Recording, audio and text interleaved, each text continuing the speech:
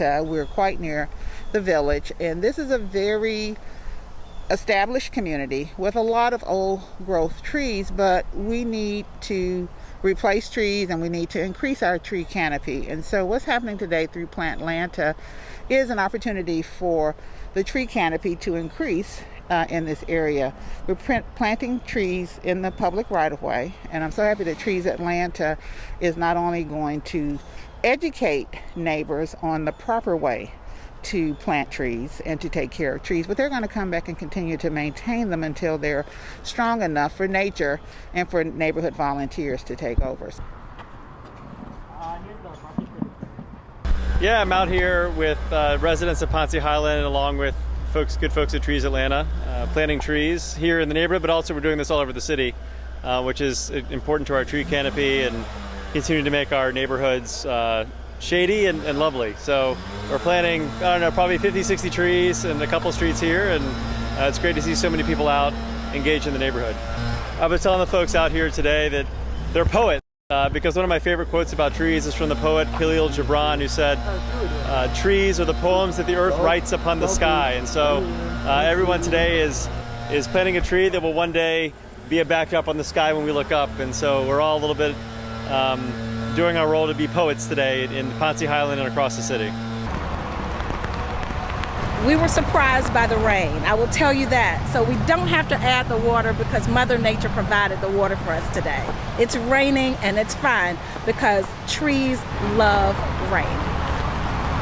So today, Council District 11, which is myself and our entire team, we're here planting 40 trees at Greenbrier Mill. And that's in partnership with Trees Atlanta. And the reason is because Atlanta is known as the city in the forest. And my district, District 11, has the second most beautiful canopy, the largest canopy in the city of Atlanta. So we want to preserve that. We want to make sure that every opportunity that we get, we are planting more trees and we're taking care of the ones that we already have. So that's what we're doing today, and the community has joined us. They registered and they joined us, and we're planting these trees over at Greenbrier Mill.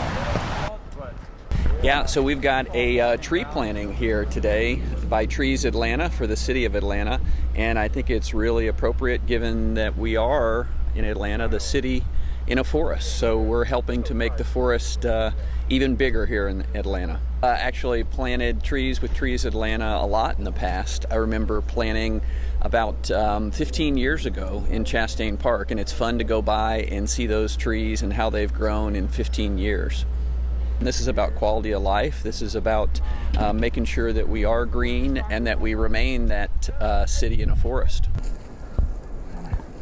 At the end of today, we would have planted over 500 trees in the city of Atlanta, consisting of every single council district. We're here at Westview Cemetery along the M.L. King Jr. Drive corridor, and we are so happy that Trees Atlanta has chosen this spot, Westview Cemetery, to plant over 40 trees today.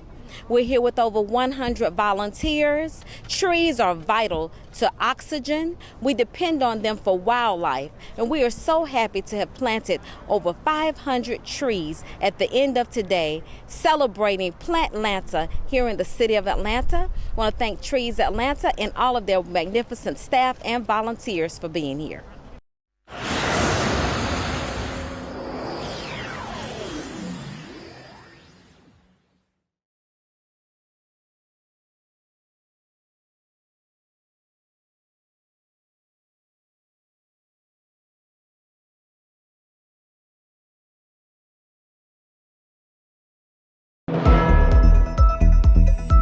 Welcome to Stay at Home Connect. I'm Phyllis Jackson. Officials with the CDC say pregnancy creates a higher risk of severe illness from coronavirus. A study involving 400,000 COVID symptomatic women of childbearing age led to concerns about the risk. Data from January through October 3rd of this year found that admissions to ICUs, invasive ventilation, a need for oxygen, and death were more common among pregnant women symptomatic with COVID than non-pregnant women with confirmed cases of the virus. The study also noted that ICU admissions, ventilation requirements, and death occurred more often among women between the ages of 35 to 44. An additional report shows that pregnant women with COVID-19 may be at greater risk of preterm birth. Dr. Denise Jamison is Chief of Gynecology and Obstetrics for Emory Healthcare. She weighs in on the findings and offers tips on how women can stay safe. There is some new information that household contacts, so people who are in your house, may be a source of infection depending on where people are and what they are doing. So it is not unreasonable if a person has a lot of exposure at work, for instance, for that person to stay separated from the rest of their family or to protect the rest of their family by wearing a mask or even separating physically in the house. Dr. Jamison says this information underscores the our meeting for the Public Safety and Legal Administration Committee. Again, I'm Councilmember Shepherd, and we have with us our legislative analyst, Ms. Lindo, Corinne Lindo. Ms. Lindo, can you do a roll call of the committee members, please? Yes, Madam Chair. Good morning. Good afternoon.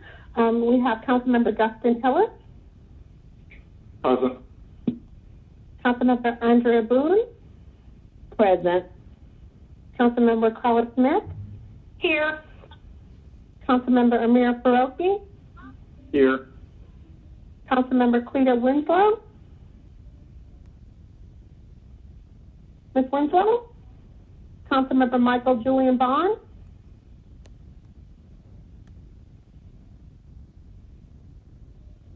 Mr. Bond. Madam Chair, we have 4 members present, including yourself, and we also have Council President Felicia Moore on the line. Good afternoon, President Moore. Thank you for coming. With that, we officially call the meeting to order. We have a quorum. Our next, Ms. Lindo, can you do the remote meeting statement, please? Yes, Madam Chair.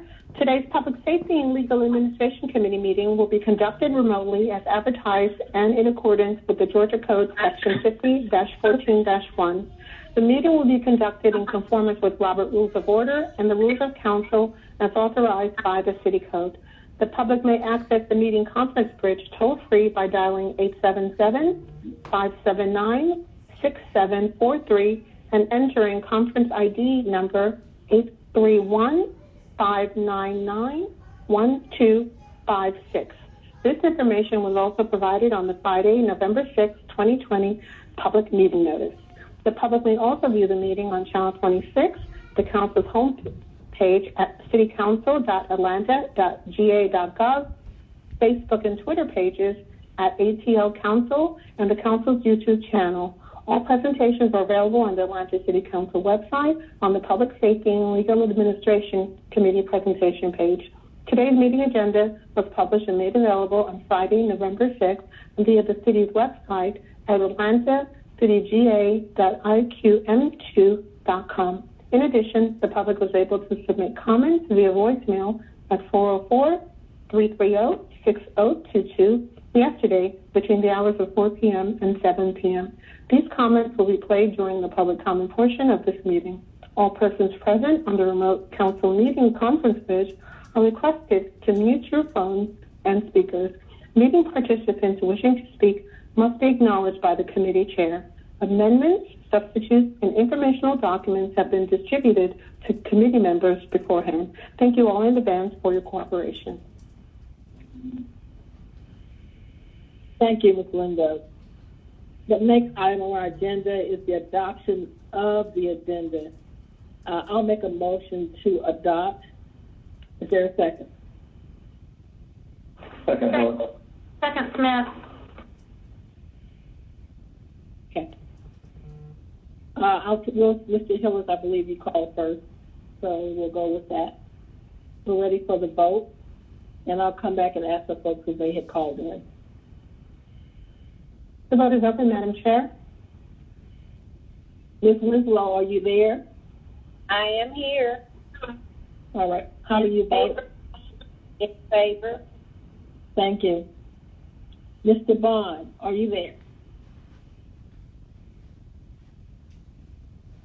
Mr. Bond? Is there anyone else who may not be online to vote, who needs to vote? Please let me know.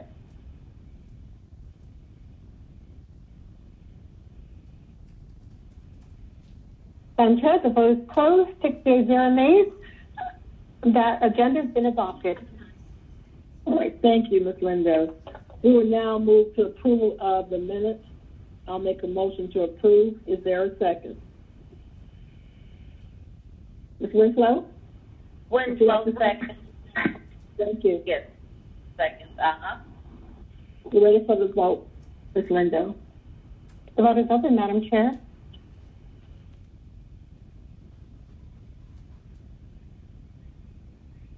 Vote is closed. 6 yeas, 0 nays. The meeting minutes have been approved. Thank you. We're now at public comment, and I believe we have 3 comments that were received. So we will go with those 3 comments, Ms. Lindo. One moment, Madam Chair. I'm sorry. Okay, thank you. Okay, thank you. Greetings to you, council members and staff. A special greetings to you, citizens of Atlanta, monitoring your government in action and taking note of the degree to which your public comments are received or not received. Ben Howard, Senior Advocate, Public Policy Analyst. Ms. Brown, the Chair of the Atlanta Planning Advisory Board Public Safety Committee, is compiling a list of all the public safety committees within the various neighborhood planning units. Ms. Brown will find no public safety committee within neighborhood planning unit R. Other than the perennial and secretive zoning committee, the NPUR-9 permits no NPUR committee. Without a public safety committee in NPUR, there will be no talk in NPUR about the crimes being perpetrated upon our local stores along Fulton Road, especially in Hampton Road. The neighborhood planning unit are the NPUR-9 posing as leaders not only are not taking any action on behalf of the citizenry, but doing whatever they can to keep NPUR being small and confined so they can continue to perpetuate themselves in office and control the lives and circumstances in those portions of Council Districts 11 and 12 that fall within NPUR. If ever there were a group whose antics need to be challenged, I give you the NPUR-9. In the position of Antonita Robinson, Wallace Clare, Ricardo Jacobs, Alfred White, Renelle Scott, Allison Hathaway, Sherry Williams, and the NPUR-9 cohorts and supporters. Greetings. Appreciate the opportunity to be able to address the City Council. I'm concerned about the public safety and its consideration that has failed to give any guidance to the lack of public safety when you have dealt with the Martin Luther King corridor between Westlake, and it seems like you expanded it up on the bridge going west, where you put down a divider directing people to Anderson Avenue going towards 20 going east, going west. It's stressful. We already had a dedicated lane, instructional lane to that fact, and to protect that barrier there is trouble. It's trouble, and it seems like you don't care nothing about the citizens or visitors who come to this town who may want to keep straight but just may be in the wrong lane. There's no reasoning that can be for public safety when you have taken a corridor down where emergency vehicles can't get it when you go east and made those into one lane. When will Black Lives matter? When will it matter? When you can put all these millions and millions of dollars in these projects that the public community, the public and anybody can see it was dangerous. You don't regulate these scooters that go up and down the street. But, where is the concern other than $1? A good deal for somebody. The fire department, the police department has said that the corridor was dangerous, and you put it up there anyway. Systemic racism look you in the face every day, and you don't do nothing about it. And you sit up there as black people and white people and say you care about somebody. Do what's right, regardless of whose pocket, regardless whether or not they poor black, whether or not there's white folks doing it or want it that way.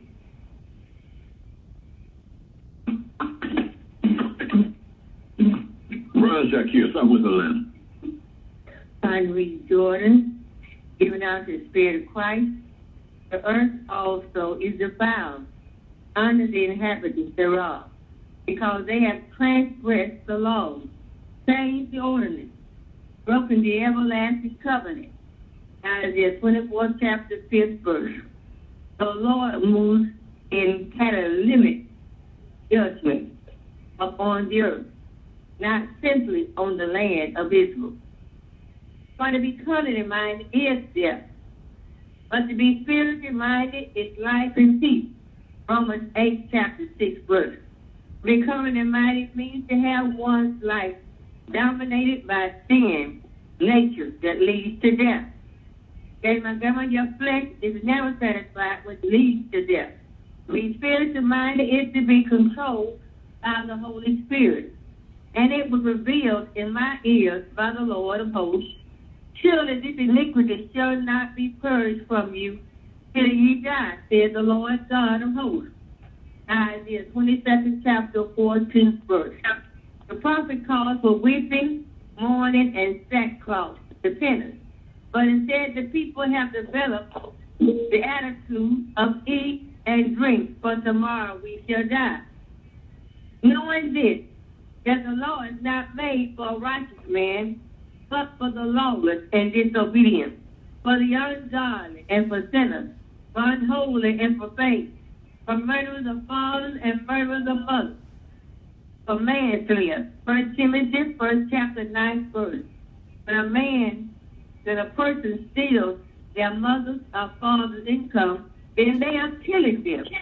Profane can describe behaviors that is deeply offensive because it shows lack of respect, especially for someone's religious beliefs.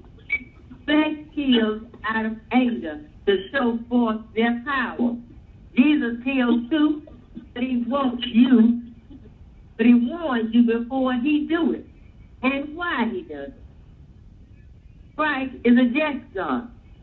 He don't kill us out of instant anger, but it's a long anger. He's giving you a chance to repent. We want the power to repent and fight against our sin in us, around us, and in others, to give life to ourselves and life to others. Thank you for listening. Obey Jesus. All right. That was our 3 comments from the public. We will now move to presentations. Our first presentation is the Atlanta Police Department Interim Chief Rodney Bryant. Chief Bryant, are you before? I am. Good morning. Good afternoon, Madam Chair and the rest of the Public Safety Council.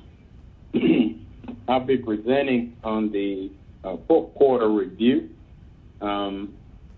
That you should have the slides before you. I know it's a little lengthy, but I wanted to be able to cover a number of things over this last quarter on where we are and the things that we are doing within the Atlanta Police Department. So, if we would, we can move to the next slide.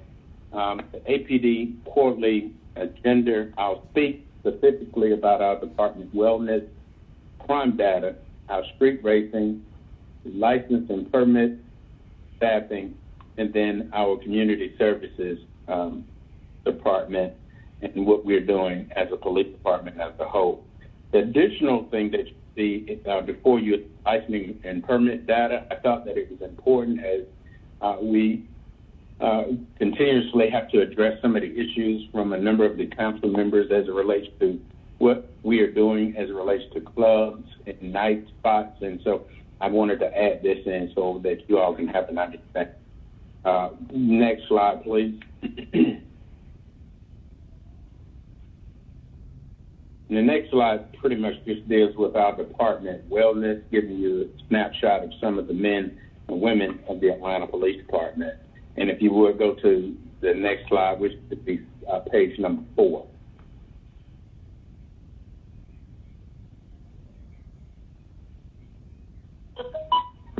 The department wellness year-to-date, as our department as well as most our society as a whole, deals with COVID. Currently, year-to-date, we've had 143 positive COVID cases, with 12 employees being in quarantine. We've decontaminated 333 work sites, and 1,720 vehicles have been decontaminated.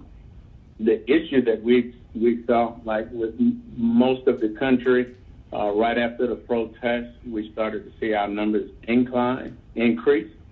We've now started to see those numbers get back down to normal numbers, but we're doing pretty good as it relates to COVID.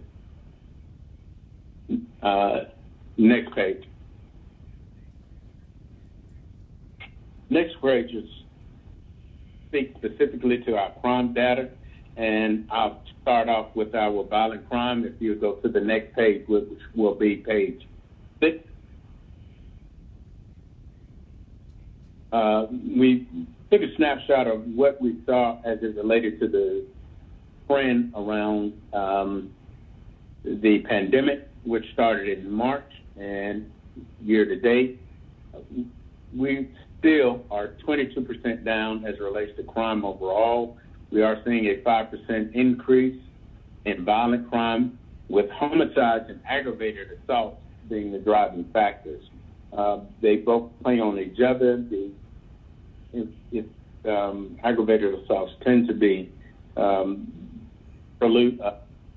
before an homicide, but those are our two driving forces. Property crimes continue to be down. We are now starting to see a spike in auto theft, and we are addressing those as well. Page 7, next slide, please. Our year-to-date crime, starting in January up until November 2nd, our Part 1 crimes is still 19% down. Still, we're seeing violent crimes, we are 1% down year-to-date. However, homicides and aggravated assault are still the driving factors that are keeping us from having a much lower decrease in violent crimes. And then our property crimes continue to be down, with 21% crime down as it relates to our burglaries, larceny, auto thefts, and things of that nature. Next slide, please. Street racing clearly is a significant concern to many, and I thought that it was appropriate that we give a report as it relates to our street racing. Next slide, please. Page 9. And we've written a total of 550 traffic violations that relate to street racing. And these, what we were able to do is to measure how we are monitoring street racing, is being able to track it through our systems here, because the term street racing differ for different people. Some people identify it as laying drag, other people identify it as racing, others reckless driving, and so we were able, our team here were able to put those words together and be able to research to see exactly where we were seeing, as well as the cause that we were seeing as it relates to street racing. As you can tell by the scale, Zone 2 tends to be our highest area of calls as it relates to the reckless driving. Zone 5 is behind it, and Zone 6 and Zone 3 And we are working diligently with our partners to address those and ensure that those numbers continue to come down. Next page.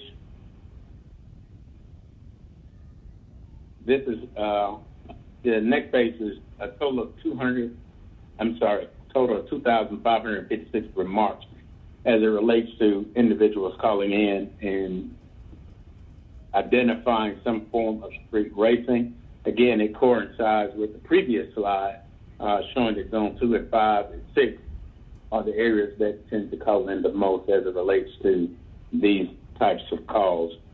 And we believe that the reason that you see such a high concentration of calls in the Zone 2 and 5 space is not that, I mean, they clearly are seeing more street racing than the other areas, but the volume of calls is because of the multi-living areas that you have in both spaces, people living in townhomes, in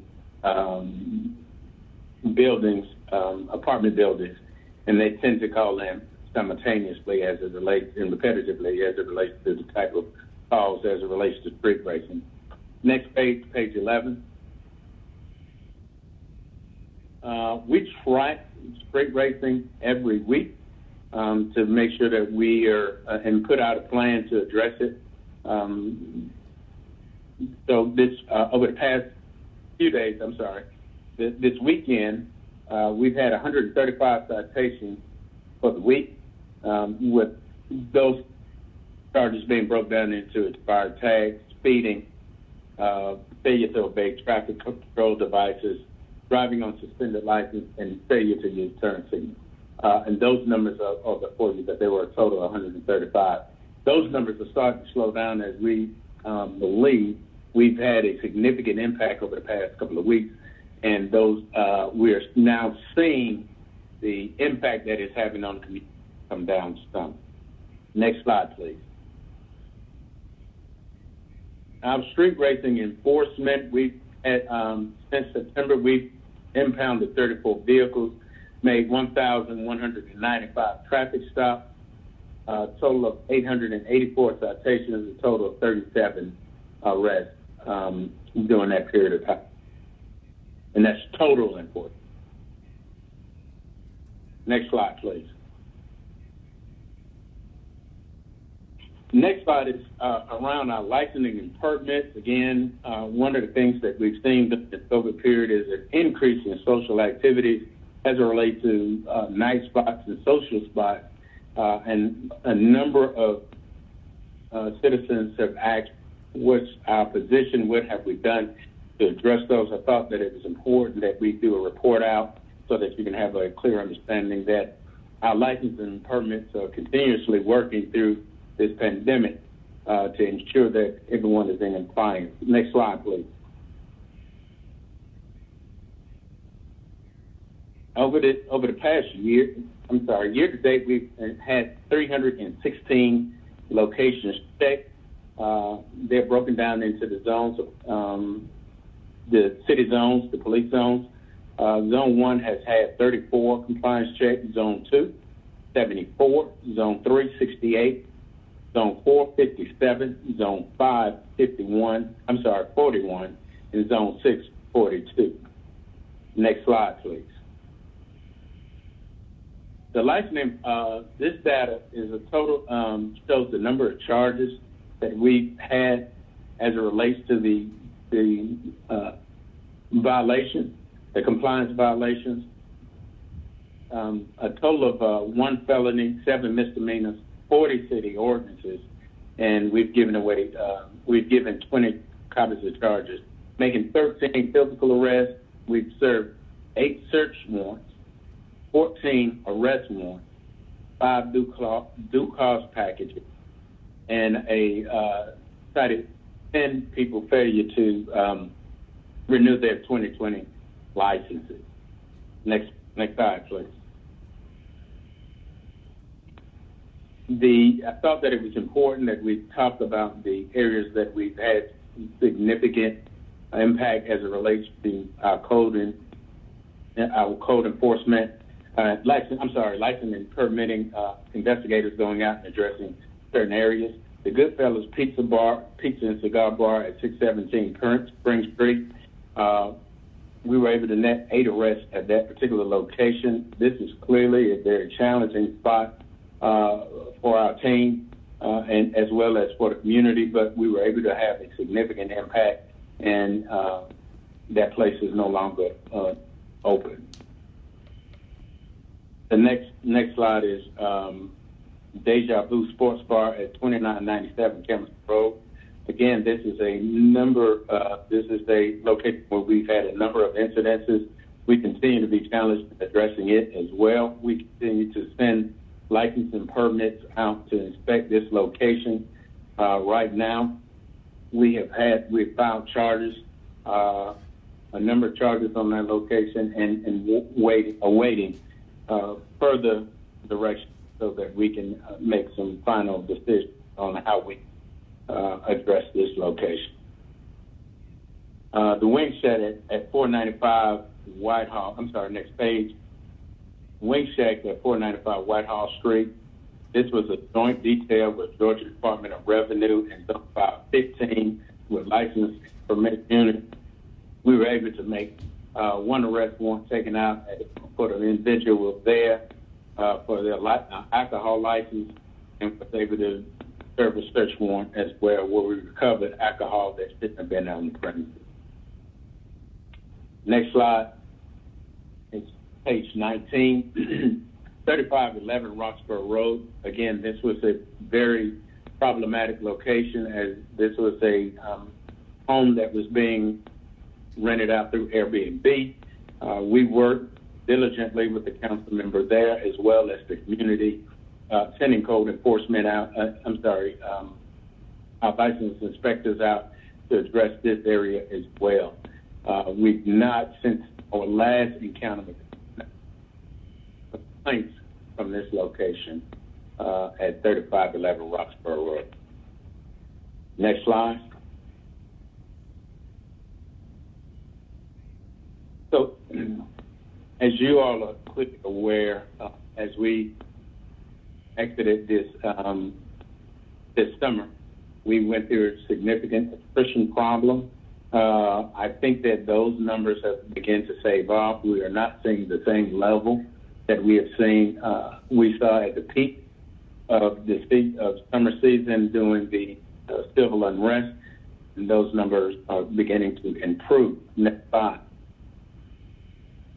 Currently, we have 334 vacant positions and 1,712 positions filled, meaning 84% of our positions are filled.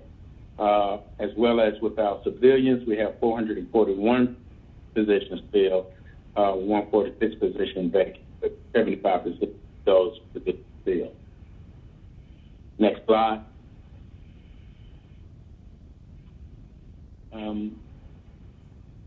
Our 2020 shows that our staffing attrition we lost a total of 173 as of our 100. Last year this time, we had lost 114 and hired 164. Again, we believe that this skew in the staffing is clearly due to what we saw with civil unrest in the morale at the time of where we were over the summer, but those numbers, again, as I stated, are beginning to improve, and we have a number of people within the pipeline that we will have to get through and work through the process. So we should see those numbers well. And then next slide. Our actions and our work as a police department and the community as a whole, I think is important. This is clearly one of the things that I charge everyone in our department to ensure that we are getting back out and continue to build those relationships and doing things that continue to breed trust in our community. Next slide, please.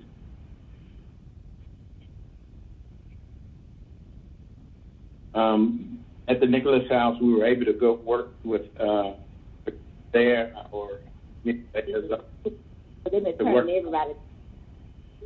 to work on cleaning up at that location. Please mute your phone, please, if you're talking. Mute your phone. And Brian, you're a little distorted. I hear. And it was all different. Ms. Boone, please mute your phone. You want me to call Green and ask? How much? Yeah, LaShonda looking for a stage. I'll text her, guys. Hold on, just one. Will somebody text Ms. Boone and tell her to mute her phone? Chief Brian, you were a little distorted, so let's see if we can continue. I'm sorry. Okay, we should be on page 24. I spoke of the cleanup at the Nicholas House, which was led by Ms. Sawyer, which is our APD relations liaison. And then the next one is the Officer of the Month. This is Officer Campbell, and I just couldn't, I can't speak highly enough of Officer Campbell and the things that she does. Does it really from her own heart, but she does it under the umbrella of the Atlanta Police Department. And Officer Campbell encountered a young lady who moved to Atlanta to escape a physical relationship. She had some kids and couldn't get a job or couldn't get to her job. And that Officer Campbell took it upon herself to give her her own vehicle. The vehicle initially belonged to Officer Campbell. She felt that she wasn't using it and gave it to this young lady so she could move her family around as well as go back and forth to work. And her generosity is just to be commended for the efforts and the things that she do in the name of the Atlanta Police Department. Next page, please. During the COVID period, our PAL operation is still operational, where we are assisting kids that are having difficulty in school, as well as allowing them to come to the PAL Center and get online to help with some of their work. So we have currently in our virtual school 39 kids, children enrolled in that program. Next page, please.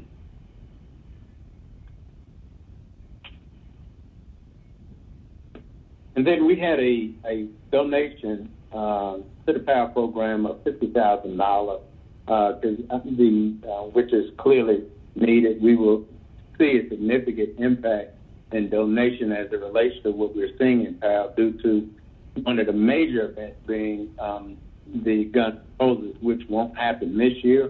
But we continue to get donations, and so this donation will help significantly in that respect. And then bridging the community gap, COPS continue to distribute food, working with Atlanta Fire Rescue and the Park and Recreation Center. And that concludes my presentation. Last page is a picture of Scout, a dog that one of our majors brought on to help with the anxiety and the stresses that we have here in the city of Atlanta. So Scout and Major Browning are generally in our, inside our command center doing when we are job. Any questions for me? Yes, Chief Bryant. I believe we're going to have a lineup. The first person to speak is Mr. Faruqi. And if there's anyone else who wants to speak, please press your button or just let me know. Thank you. Mr. Faruqi. Thank you, Madam Chair. Thank you, Chief Bryant. I'll be very, very quick. One, I wanted to give you all a compliment. I think the work that APD has done over the last kind of 4 to 6 weeks on street racing has really made a difference. And I know it's a huge resource left to do so, because it's been all over the city and it's people and vehicle intensive. So I just want to say thank you to being responsive and being proactive and creative and tackling. I know that we're not past it, but things are much, much better than they have been, and I just want to give credit where credit is due, and APD should deserves a lot of that. And I also want to shout out Major Span in Zone 5, who I know we all love our zone majors, but I want to give her full credit and high five for being just not letting no or obstacles get in the way. She's been just terrifically innovative and proactive with her team, and I want to say I appreciate her and all she's done to help curb through everything.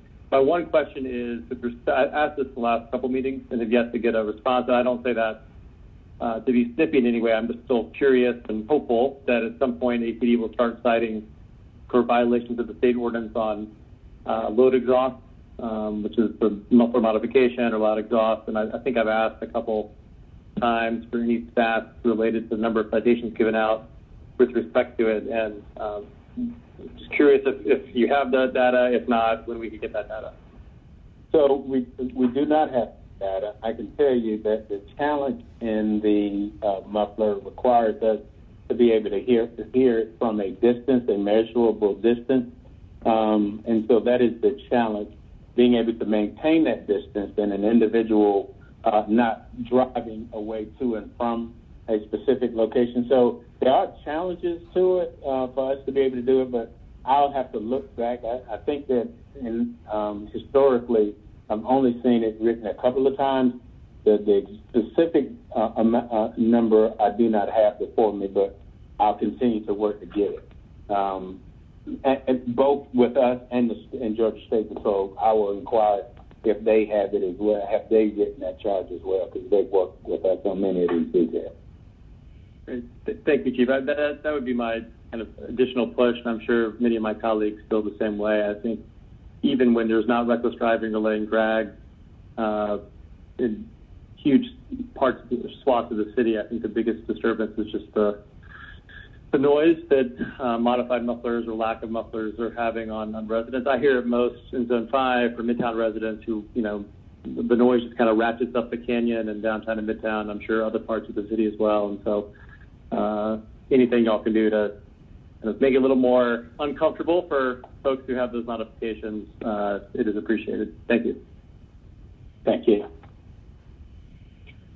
Thank you, Mr. Farokhi. And then we have Mr. Hillis. After Mr. Hillis, Ms. Moore. After Ms. Moore, Mr. Bond. Mr. Hillis. Thank you, Madam Chair. Thank you, Chief Bryant, for the presentation. My couple questions are, the first is around the LRB stuff.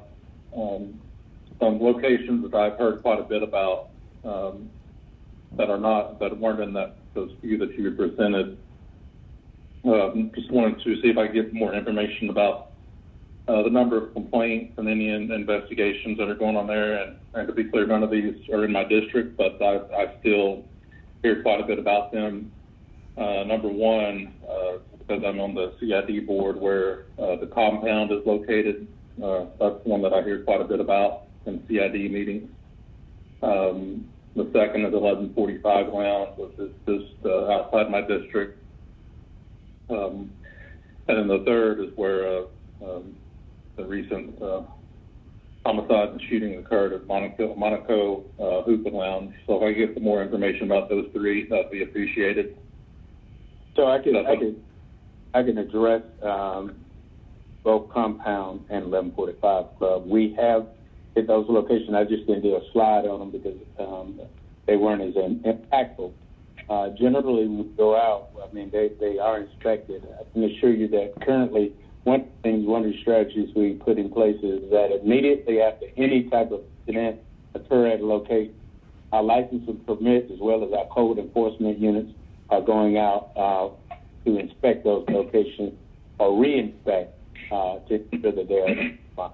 But both of those locations are on here within my list. And Monaco, I have to see. I don't know if that's actually. I have a thorough list. I have to look actually within it, but those are. Thank you for that.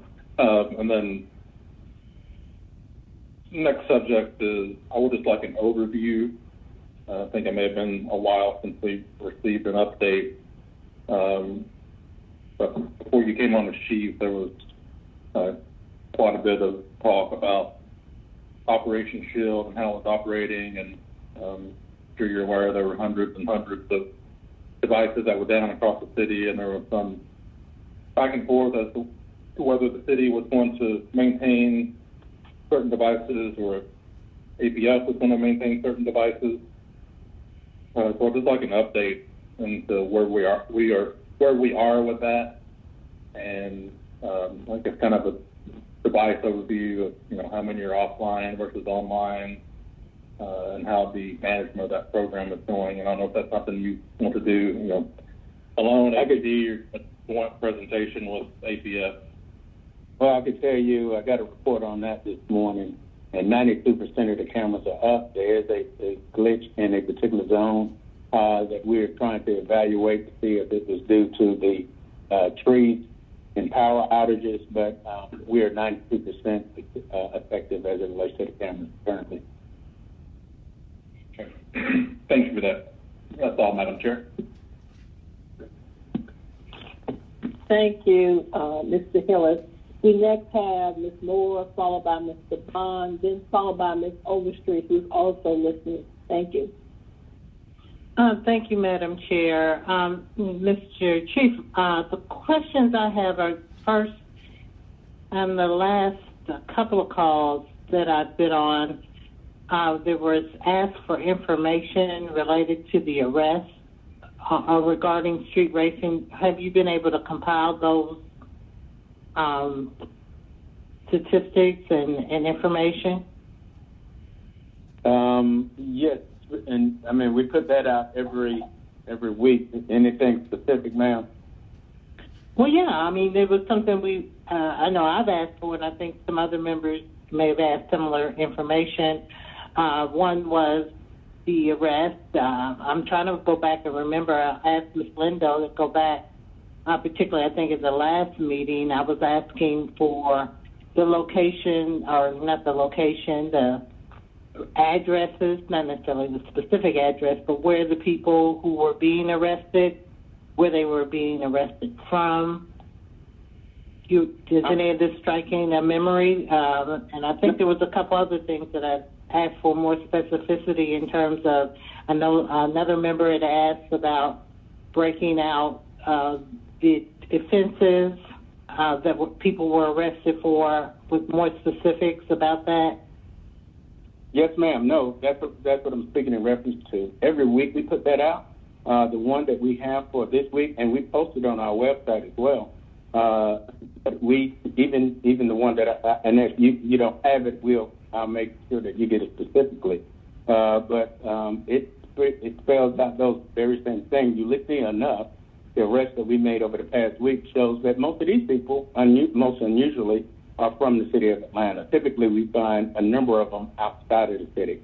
Okay. Well, if you could have it sent to me specifically, because and maybe you showed it to the committee. I'm not where I can see the presentation you just gave, but I want to make sure I get that information. So if you would send it to me specifically, I'd appreciate it. Oh, we'll make sure. Yeah, the other question is related to what Mr. Faruqi asked about the sound of the mufflers and the noise. And you said that there were some issues or difficulty in enforcing it. Could you be more specific about that? Because as the council is looking to, and I know I'm having discussions with state representatives and senators about possible legislative action that the state could give to help us. If there's something in that ordinance that is keeping you from enforcing it, I'd like to know what it is. Yes, ma'am. So in that legislation, it requires us to be able to listen and hear the sound from a specific distance. I want to say it's about 300 feet. It additionally requires us to be able to do a physical evaluation to ensure that it has been altered. And so those are the difficulties that the officers that we are having on the street just don't have the ability to get up under a vehicle or just to take a look at it. Even though there are some mufflers that may sound louder than normal, doesn't necessarily mean that they are actually in violation of the law. It has to have significant those requirements in those charges. So you're saying the state law allows some mufflers to be loud? Yes. If you, some are louder than others. You may have, for example, Ford Mustang come off the stop. It's generally louder than what you would get in a Toyota Prius or whatever the case may be. There's a slight distinction in those different mufflers. One may be louder than the other. But the law that we're trying to do, the legislation that address this is for people who blatantly have a faulty muffler or a straight pipe muffler, or they've done something to alter their muffler to be extremely loud. Okay, well, I don't know what the suggestion is to that because you had the on-the-ground knowledge of how it applies, but if there's something that we need to change or have modified in state law that makes it easier to enforce that, because the noise issue, and I think it was said earlier, whether they're laying drag or doing donuts, just driving up and down the street and revving their engine is enough to drive people crazy. I mean, the noise is deafening, and the noise is one of the, other than the safety issues, is one of the big issues. People, peace and quiet is disrupted. So if there's something that we can recommend to change, I'd like for you to look at that and, give us that information so we can work on it. Yes, ma'am. And then finally, the uptick in homicides has been, and shootings, I'm just never seen where so many people are using guns over and over again, with people from injuries to deaths. And so is there a possibility, particularly I would say since COVID, which would be since March, for us to get a more in-depth understanding of the homicides and what the nature of them were? I know some of them I see are tied to the issue you spoke to earlier in and around nightclubs. Some of them, I think they all may have different reasons that they may have happened, but, without really kind of looking at all of them and kind of seeing what the circumstances was, if we even know what they were, whether they were a robbery or whether it was just human conflict, so we can even see if there's some sort of pattern that we can know and then maybe find a way to address. But is there a possibility to get that? Yes, ma'am. The homicide, we have one of the best homicide teams in this country. That's one of the things that they are charged with doing, is taking a look at all the homicides that we have, what type of nexuses that we have, as well as the locations. So we have a number of breakdowns as it relates, and data points that we look at to determine why we're seeing and what's happening and how we can address it. So we do have that. Okay. All right. And I understand I just received an email from your staff, but I don't know that it fully answers my question, but I will review it. And if you could share the information from that analysis and understanding from the homicide people, I would like to see that. I will. No, I will. Thanks. Thank you, Madam Chair. All right. Mr. Bond, you're next. Thank you, Madam Chair. Thank you, Chief Bryant, for your report today, particularly as others have noted around the issues of street racing. And I would like the same information that you would share with Council President Moore on the question that she asked. And I have an additional question. As street racing has come up in our committee, one of the questions I asked was, have you all been able to track any accidents that have occurred as a result of someone trying to avoid street racers? in all the complaints that we have gotten from all corners of the city, one of the biggest personal anecdotes that I've received from people is how they've either been involved in an accident or have almost been in an accident. So being passed by some of these racers, have you all been able to track any related incidences like that? I'm not. I don't know if we actually, because that's investigated from two different sections. But I will have the team take a look and see if they can pull that out of the accident query to see if that was the case in any of our accidents. But I'll have to give it to the team to see if we are able to do that. Okay, thank you. And I want to add my compliments to APD for all the work that they've done around that particular issue. And I know in the media I had seen a story of how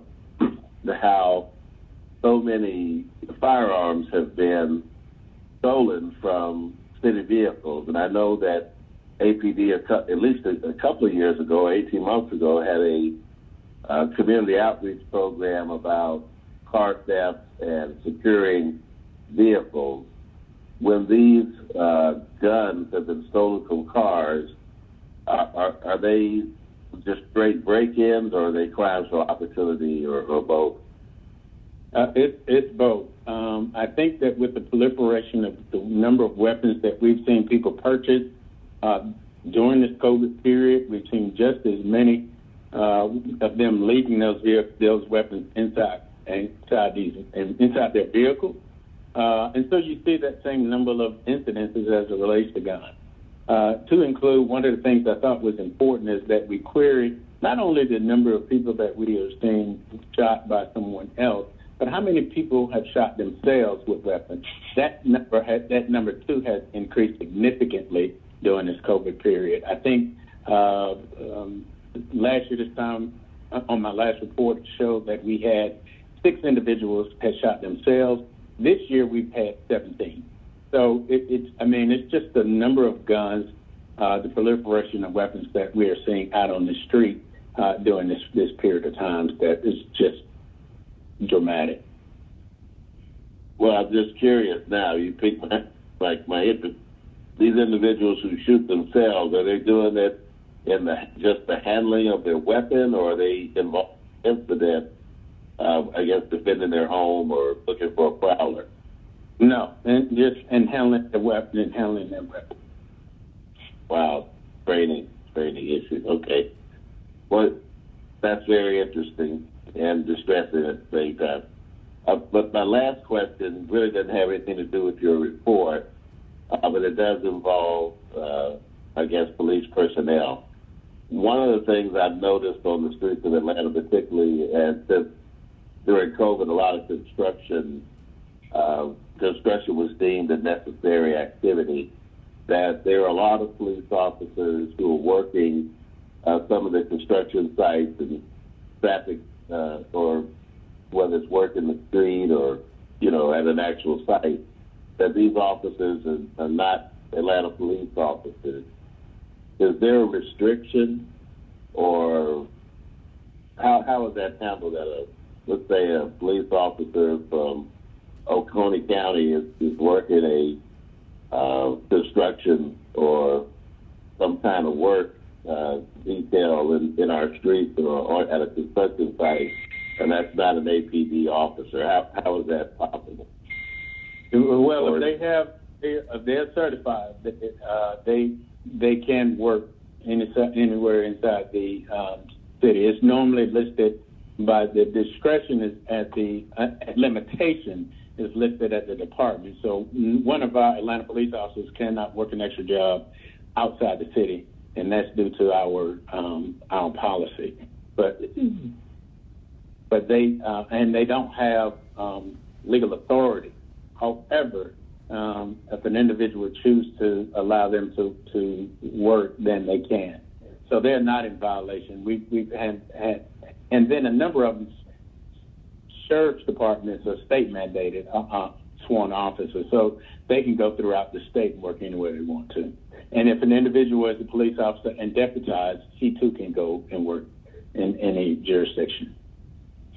So that's not an issue, let's say, per se, for APD to approve them, but their department can approve them to work, I guess, based on the training and certification that you just specified.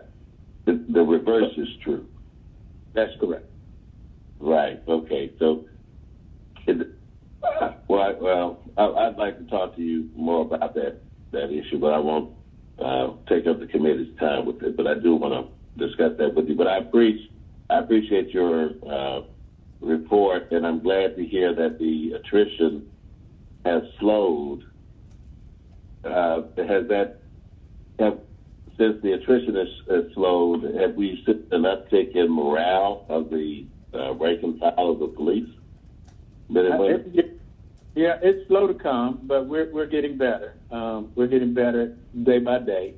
As I talk to the men and women of this police department and have conversations with them, we know that it's going to be a long haul. It was the impact on the profession as a whole and the police department was significant. But I think that, like I said, day to day, and with the support from you all, the administration and the city, we're getting better. And one last point, I want to go back to your report, and this focuses on the Police Athletic League, PAL. Have there been any conversations? I know that the city and the Parks and Recreation Department have negotiated the use of actual school fields as parks for the benefit of our citizens. Has there been any discussion between Parks and Rec, PAL, or maybe in APS?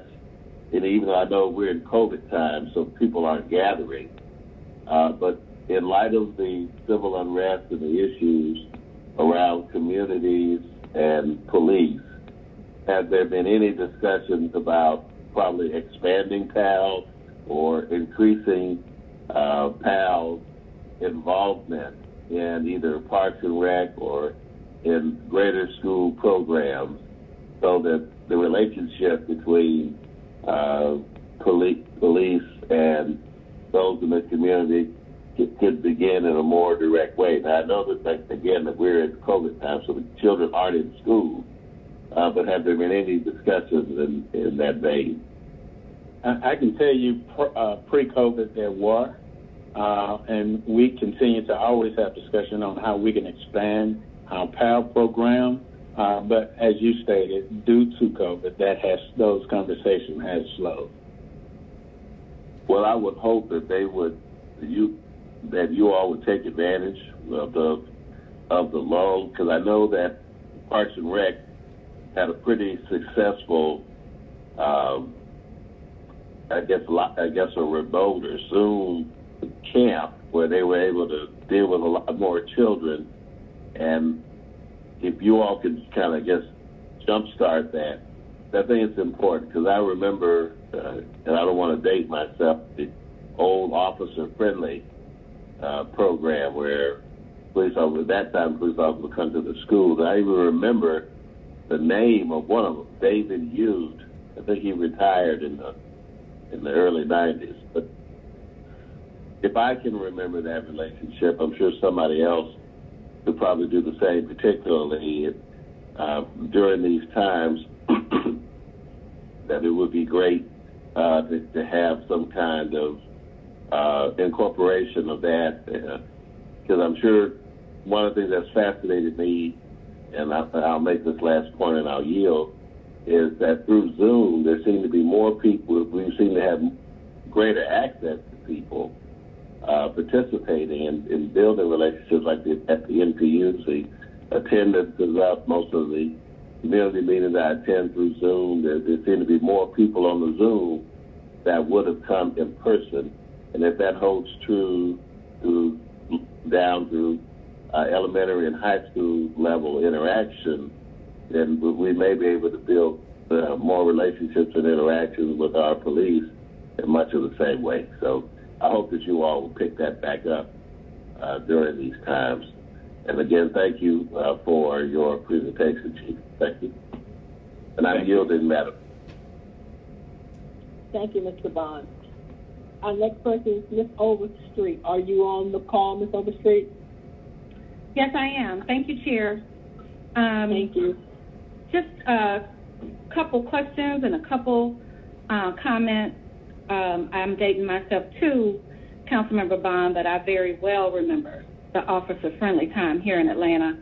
And it's a fond feeling because I definitely knew that the police was on my side and that I would run to them in case of emergency. And that's something that I think that we should all aspire to do and be here in the city, because I think that's what, when we are best serving one another is when we are in partnership together. And I definitely, I'm happy to hear that morale is heading in the right direction, because you guys have really had to be our front lines, and you've been very stressed during this time because of all of the extenuating circumstances. I do believe that has a bearing on crime, on our crime level, and people being antsy and trying things that they wouldn't normally do because there was room on the street. So now we have all of this street racing. And so this brings me to my first comment. You've always been extremely open to communication with me, so I want to let you know that I will be calling you to discuss all of this later. But just got word, like maybe a few days ago, that there may be some type of task force of some sort to look into hot rodding or street racing or something of that nature for Campbellton Road. And, the community has really sounded off on that. They're not interested in any way for Campbellton Road to be any part of street racing, donut, hot rodding, not even in empty parking lots, because, that requires serious sound barriers. That's why the raceway is not, close to our communities, because that you do know that stretches, the noise can stretch for streets and streets. So just wanted to put that on your radar, that was brought to me, and I've reached out to several community leaders, and they're not, no one is amenable to it in any way, any shape or form. So want to make sure that we stay vigilant about that, and open, forthcoming. I was happy to see during your license and permitting data during your presentation where under the significant investigations portion where you mentioned deja vu, I literally emailed you and some other of our departments like code enforcement and our zone commander, Major Tyus. I literally emailed you about that today, this morning, because of the shooting that happened, I believe last night or the day before, and also someone has been killed. And I want to know, because this is an ongoing significant investigation. We've done all that we can, council-wise, to figure out how we can curtail, eradicate this behavior at this particular spot.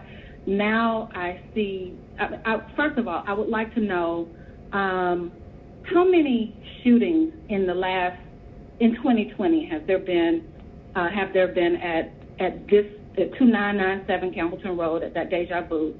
How many killings have there been? Is it the most in the city for one establishment? Just want more information about that, because they've been under investigation, cited for this, that, and the other. The list is very long, yet we can't seem to really take control and and really help the neighbors there. The churches are complaining.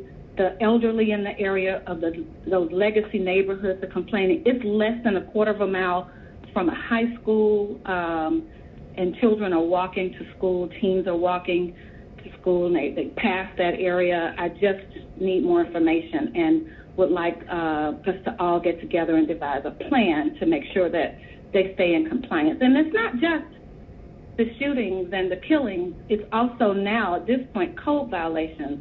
From what I see, they're not getting the proper permits. I see a cement wall going up on Campbellton Road and all around the actual establishment. It looks like a height difference in the building. I don't think that was permitted.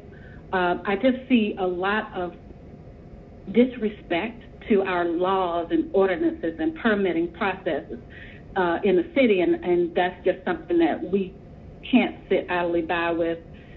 I think we all just need to stay persistent and join together and make sure that they are in code, following the law, not doing any of the things that that's been occurring over there. And so let's just start with, do we have more information? And is this the most in terms of killing and shootings in one establishment? It just seems excessive.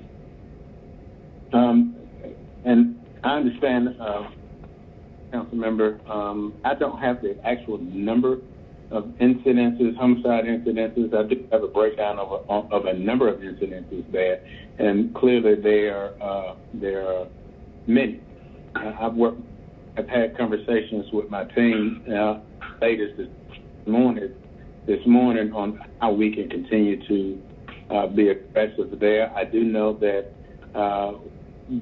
we are working with the law department to address some of these concerns as well as it relates to the incidences over there. And I don't know if they want to speak to it as they're on, but we are doing everything that we can to make them in compliance or either cease as it relates to their activities at that location.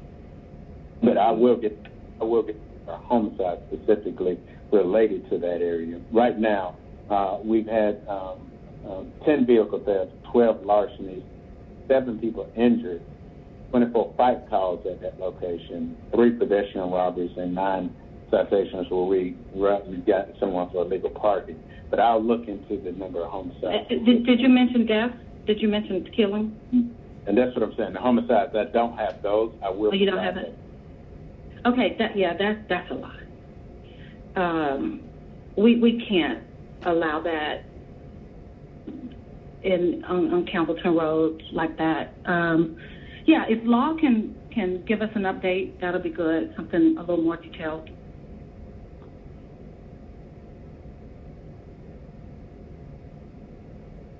If they're available.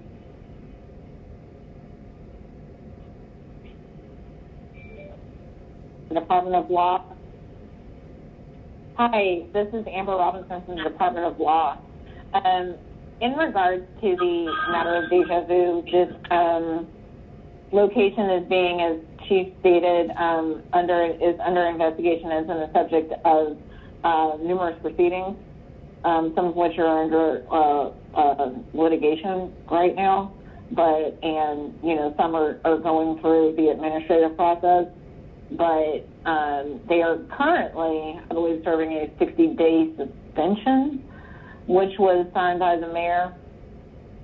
And so while that suspension will be ending shortly, if it is not scheduled to end just now, I think it runs through this week, we are continuing to, they've appealed that, we're continuing to fight that, and we're continuing to move the administrative process forward regarding the other incidents at this location. This location is completely on our radar, and we are moving forward to take the appropriate action here. Okay, thank you. So, yeah, I would like to also get those specific stats, if you don't mind emailing those to me, Chief Bryant, and let's add homicide to it, and let's see if we can continue to, if we can actually meet about this particular establishment, because they're breaking code violations, permitting violations, and being a total menace to society, to our immediate community for sure in this district. And we just can't deal with the disregard for law and order in this area like that. It just can't continue. So I'll just look forward to speaking more about the plan and how, what's next, the next steps and everything in between. Okay? Yes, ma'am. Yes, Thank you very much for all that you guys do. I know this is a trying time. I really do. And these are things that wouldn't probably normally be happening but for COVID and the fact that we are in the exact situations that we're in. So it's just going to take all of us to continue to be, diligent about what we do and remind everyone what our city laws are and ordinances are and enforce them. So, all right, thanks again. Thank you, Chair. Thank you, Ms. Overstreet. Appreciate you. I'm going to jump in now, and if any other of my colleagues want to speak, please let me know so that I can plug you in.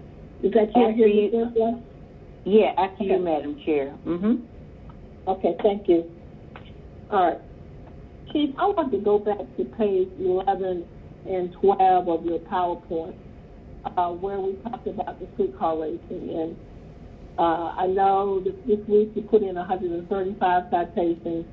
And then I'm assuming on page 12, the total number of citations was 884. Traffic stops is 1,000. So that's a cumulative all the way through this year, right? So the total numbers. Okay. So my question is this, and help me understand internally how we operate. 135 that were actually given citations this week. Is there any way we can check to see if these are the same people, or are they different people?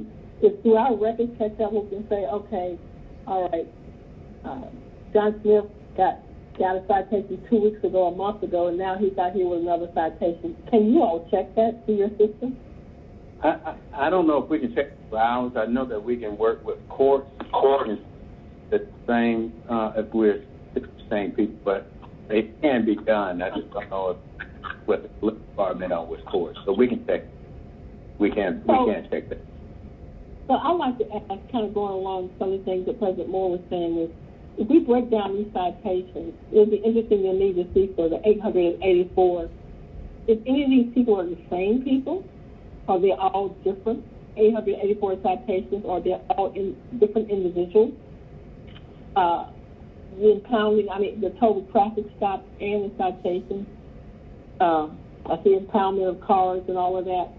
But I'm just curious in terms of these citations, if we can look to see if these are the same people, right. Or are they different? Does that make sense to me?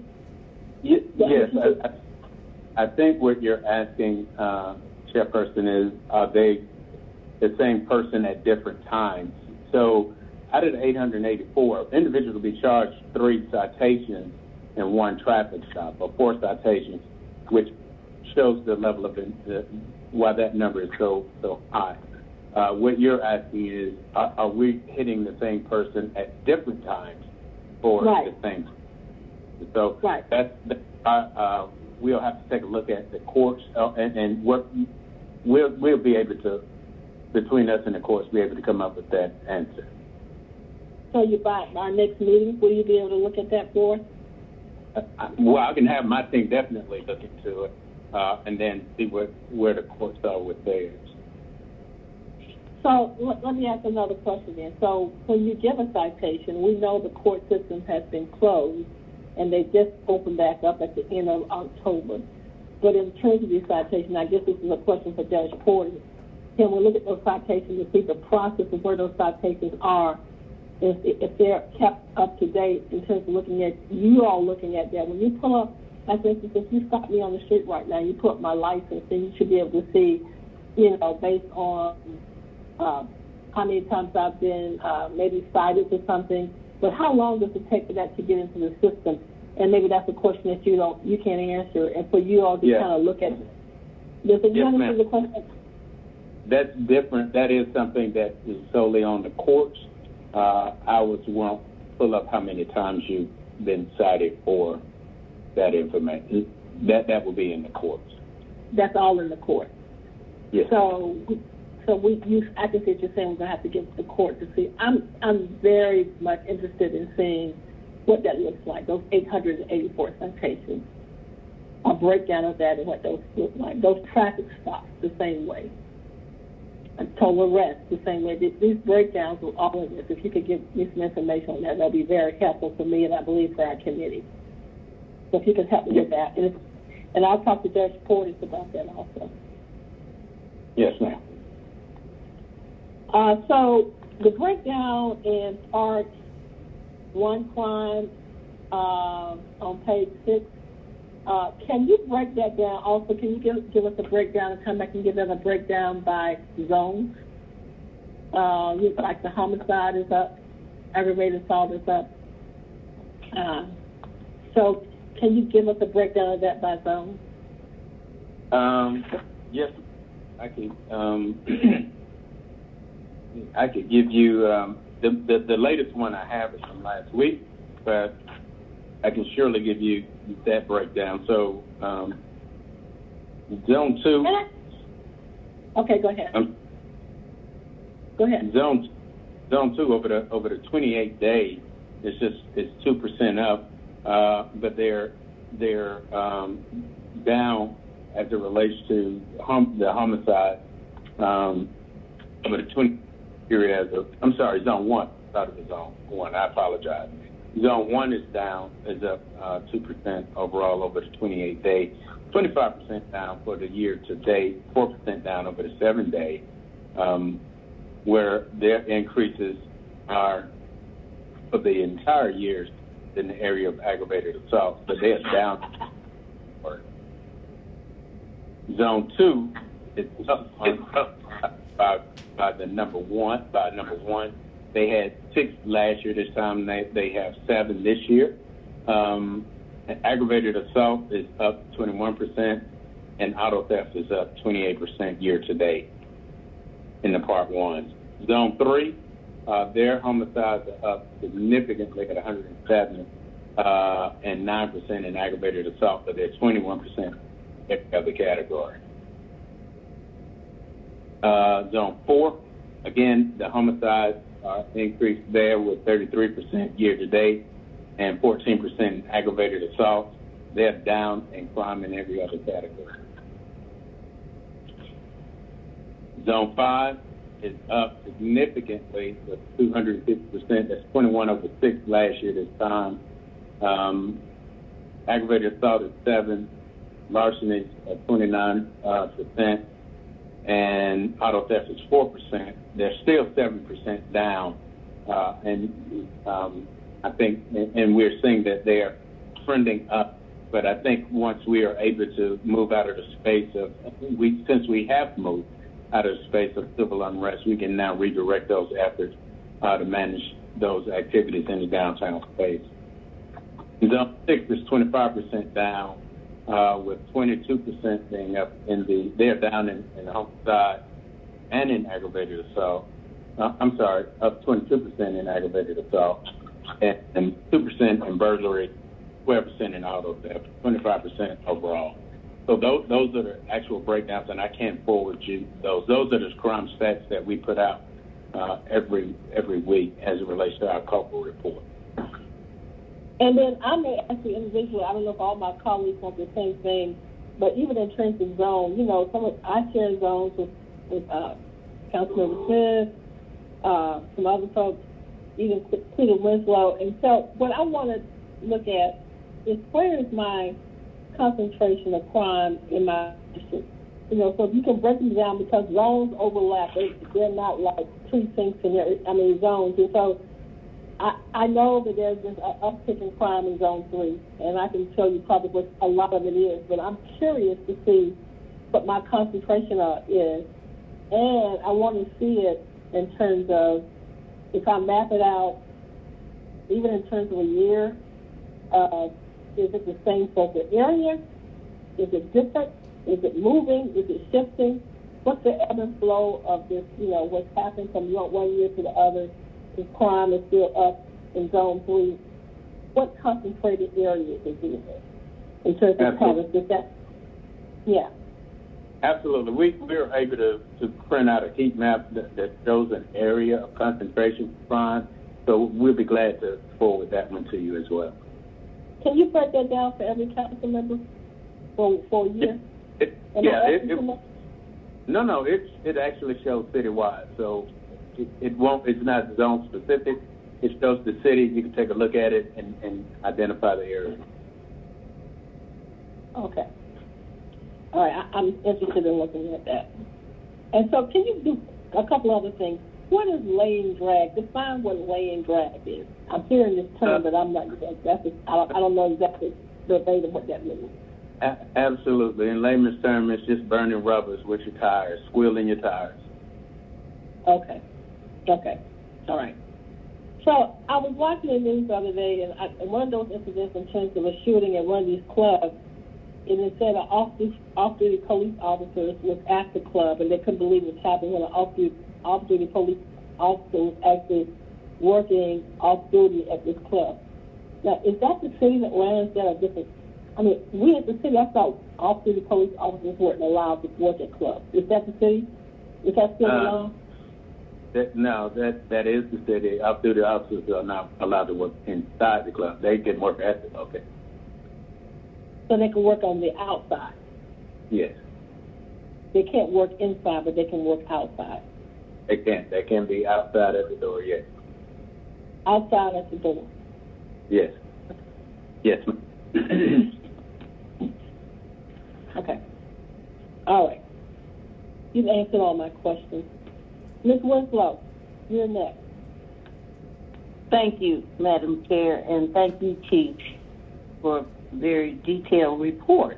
So I guess I'm back on the clerk issue, the same as Councilmember Overstreet. So the other day, I happened to be at City Hall at 6 o'clock in the morning and saw these police cars and fire engines and did not know what was going on at the time. So the Monaco Lounge at 255 Trinity. So they had 2 shootings within 24 hours.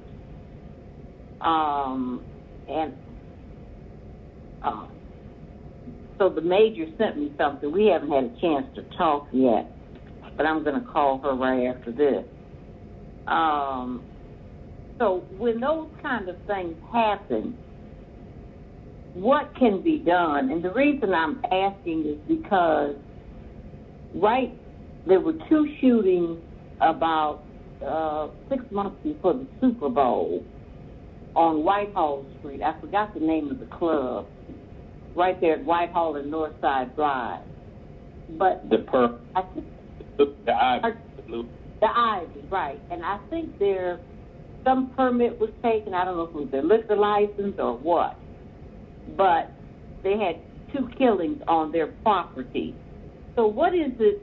I mean, I know and you may not want to say what can be done, but I know there's something that can be done in regard to what's happening, in these areas. And I'm thinking about my understanding, and I don't know if this is true or not, but my understanding is that the Greyhound bus terminal, I guess they're about to start building. That's what I heard. I'm not sure.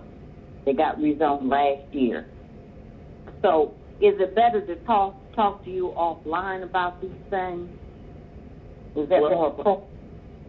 I can tell you this, Council Member, and I appreciate you for asking. We utilize every tool that we have in our toolbox to address that. The Ivy was shut down prior to the Super Bowl because they were in violation of a fire code, and so that's one of the strategies we use. Deploying the fire marshals to see a place of business. Passing their standards as well. So we utilize every single thing that we possibly can to address these issues that are presented that we identify or that are presented to us by you all or the administration. So there are some things that I think that we can continue to try to be aggressive in that space. And again, I've had conversation with the administration to see how we could move in those directions. But that's the difference. That's how we were able to shut that like this for a temporary time.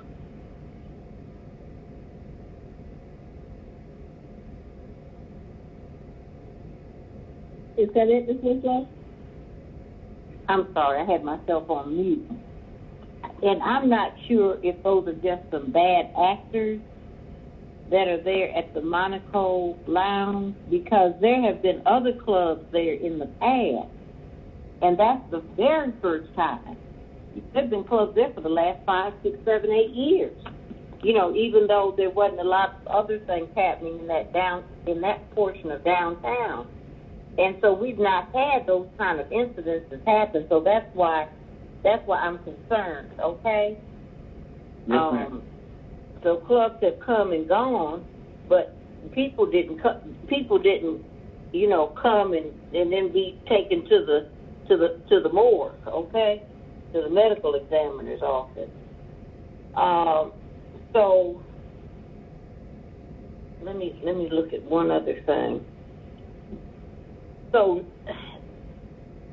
okay, so the other piece is the Suite Lounge, which I think it used to be called the Lucky Street Lounge at 375 Lucky Street. Yes, so that's, Northwest, 375 Lucky Street Northwest. So I went over there about 2:30 Saturday morning, okay, just to check things out. A lot of noise. You know, the doors are wide open on the Ivan Allen side and on the Mill Street side. So there are those Centennial Apartments that are right there behind this particular club. Another set, as far as I'm concerned, of bad actors. Used to be a lot of people going in there, and, you know, I used to pass by there all the time. You know, they appear to have good management, but now I understand it's under another type of management. So they're parking on private property of Atlanta Housing.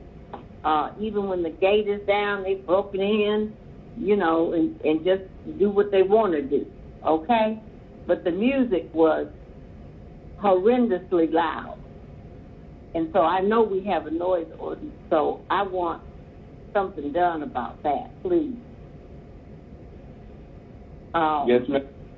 Okay. The second thing is that I also went around the corner, and it's next door to 300 Lucky Street. And this place may be legal, I'm not sure. It's next to a new boutique hotel that's been there about 8 months. It's called Hyatt Place. So next door is like a hookah lounge, I guess. It looks like it's been built on a parking lot, but it may be legal. I don't know. But somebody has called about that. Now, the young people they weren't yelling and screaming and hollering. They seemed to be in order as they were leaving that particular location. I think the person that called me was just wondering if it was legal to have this at that location. There's no address there. But it's on a parking lot. And so there's a sign that says you can park there behind this building. But it's not really a building. It's kind of like a makeshift location. So it's next door to 300 Lucky Street. Okay. And I'm going to send that in also to zoning enforcement, okay? Because I know you can't handle that, really. So I'm not talking about it just generally, but I know it needs to go somewhere else as well. But I'm just putting it on your radar. Because these two places are kind of catty corner across the street from each other. But the one I'm concerned about is the Lucky Street, is 375 Lucky Street. Because it's wide open, from my understanding, during the weeknights when the children have to get up in the morning, and so families have been complaining. Parents, fathers have been complaining to me personally about that. Yes, ma'am. And okay. So I'll have the same take a look at that, as well as Major Span. Yes, ma'am, we're on it. Okay, all right. Thank you so much. Appreciate you. Thank you. And that was all. That it? Okay. Thank you. Does anyone else have any comments for the Chief? Thank you, Chief Bryant, for your support in the police department, and looking forward for the information we asked for, but we appreciate you. Thank you so much. Thank you, sir. No, thank you. Thanks. All right. Next, we have code enforcement. That is made to Brian Schiffauer. Are we ready? Major? Yes, I'm here. Yes, I'm here. Are we ready? Yes, it's all yours. Thank you. Good afternoon, Madam President and council members. I'm Major Brian Schiffauer from the Code Enforcement Section, and I'm going to be presenting the fourth quarter review to you today. Next slide, please. This is slide 2. This is what I'm going to be talking about today. Pretty much the inspections that we have done, a new initiative that we're starting to combat the Lakewood Heights community detail, and compliance resolution activity. Next slide, please. This will be slide 3. Since returning to the office in August of this year, 1,848 complaints have been filed with our office. Our code enforcement officers have conducted 4,014 physical inspections, and our customer service team has processed 1,380 notices for people that were not in compliance. 978 of those cases complied, which is big because that's what we've been banking for these days, and 1,877 research activity was done to determine the ownership of the property. There are 526 cases, citations pending, and our code enforcement officers probably about 2.5-3 months ago teamed up with the Department of Public Works sweep team and the Clean Suite operation to assist with removing signs from the right-of-way.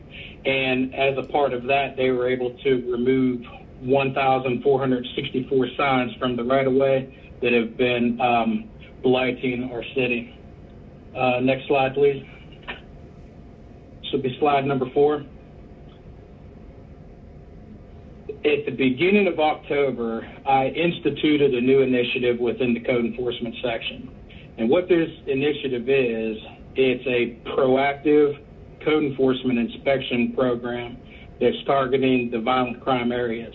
And this violent crime is pretty much your shootings, homicides, rapes, and anything else that is really shock and awe. And what we're doing is we're going out to these areas and we're conducting proactive code enforcement inspections, not on just that property, but in the general vicinity. What we're doing with this and our hopes for this is to hold the property owners accountable for the crime that's occurring on their property and the people that own the properties. So far, during this initiative, beginning in October, we were able to conduct 36 proactive inspections. Over 30 violations were discovered during these inspections, and notices of noncompliance were sent out. And of these locations that were inspected, 7 of them did not have any violations at all. Can we go to the next slide? This will be slide 5. Slide 5 contains information about the Lakewood Heights detail. This was a collaborative effort that we had between APD, of course, the Department of Public Works, mainly the SWEET team, the Office of the City Solicitor, Atlanta Fire Rescue, Fulton County Animal Control, the Department of City Planning, and Finance. APD was able to find 17 violations, and these violations ranged from trash, debris, unsecured and abandoned properties, overgrowth, junk vehicles, so on and so forth. Department of Public Works found 8 violations of illegal dumping on the right-of-way. The Office of Revenue found 4 violations, and that was failure to display business licenses. The Department of City Planning found 8 violations, and that dealt with the illegal auto repair, your shade tree mechanics, and the fire department were able to distribute 16,000 masks for the coronavirus. If we can go to the next slide. So these are just some photos of the community detail. The biggest takeaway from this Lakewood Heights community detail was we were out in the community, and the community loved it. Just to have our city employees, the police, the fire, everybody out engaging with the citizens, it was huge. If we could go to the next slide, this is going to be slide 7.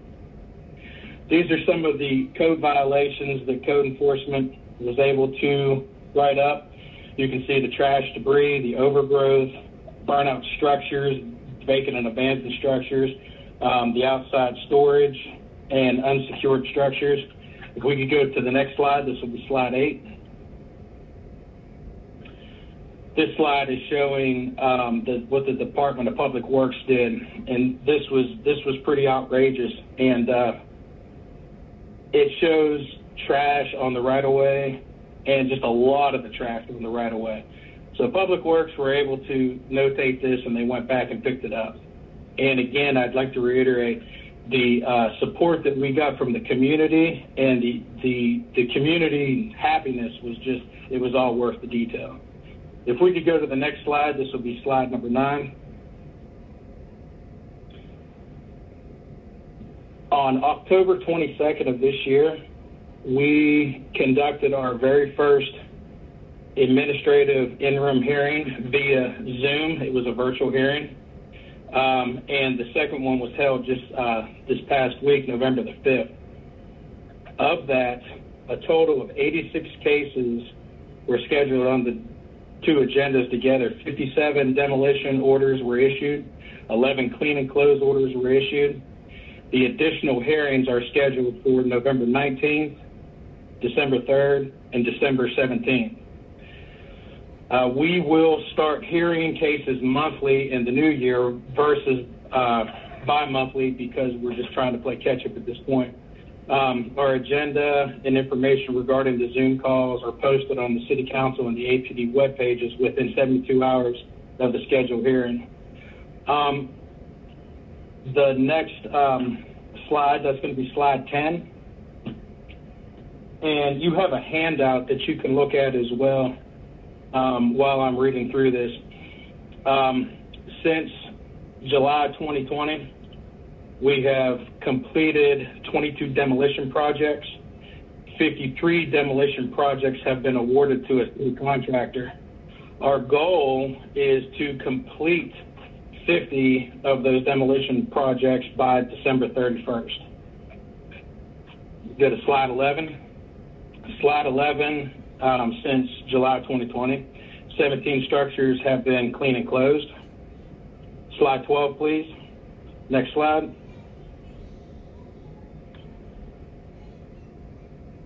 And this slide, this deals with the legislation that was approved this past summer, Ordinance 20-014-18, which allows APD access to private property to clean and cut abandoned properties. And to date, a city contractor has cleaned 34 of these properties. So I just want to add this with slide 10, 11, and 12.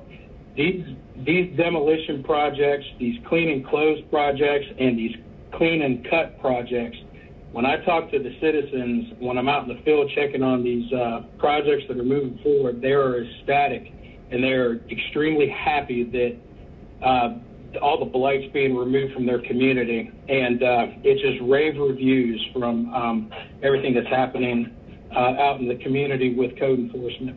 And I'd like to finish up by acknowledging Ms. Talley and her team for this interim project. And her team consisted of Caprice Oliver, Teddy Cobb, Linda Curry, Jocelyn Lyles, and Joe Scott. The work that they put into this first ever virtual administrative interim hearing was phenomenal. And the meeting kicked off without a flaw. You know, the work that goes into these demolition hearings, it's just so much. And I really want to acknowledge Ms. Talley for her leadership during all this. We've got a really great team. Next slide, that'll be the last one. Any questions from anybody? Thank you, Major Schiffauer. We do have questions first, Ms. Smith, and then Mr. Hillis. And if anybody else has questions, please let me know. Ms. Smith. I don't have a question. I just want to thank you, and like you thank Ms. Talley and all the Jocelyn and everyone. I mean, Lakewood is in the area that I represent, and I know that you've sat in on several meetings with me, the Zoom meetings with some of the neighborhood, and I couldn't be more happy with y'all out in the community and all the work that you did. And so I'm going to go and report that at their meeting tonight. So I really, really, really do appreciate you and your responsiveness. Yes, ma'am. Thank you. Thank you, Ms. Smith. I know you're proud. Mr. Hillis. Thank you, Madam Chairwoman. Thank you, Major Schiffauer, for your report. I also just want to commend you and your team. Big thanks to Ms. Talley and her team, one, for getting those important interim hearings back up and running and committing to 2 a month so we can get caught up in our cleaning closes and our demolitions. And just, again, thank you. Much appreciated. Yes, sir. Anyone else? Well, I just want to say thank you, Major Schiffauer, and I'm excited about you being on the team. You're new. You're new to us now. How many months have you been over here on this side now? From where you are? It's been 4 months since I've been in. Yeah. So I think I was a chance last week to go out with you and one of your code enforcement inspectors. I'm sorry, what was her name? Her name was... It was Miss Selena Beasley. That's my assistant.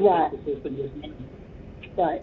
So I want to thank you all for riding through a portion of my district, looking at some major concerns I had in terms of code violations. We were in Capitol View community mostly last week, looking at some code violations.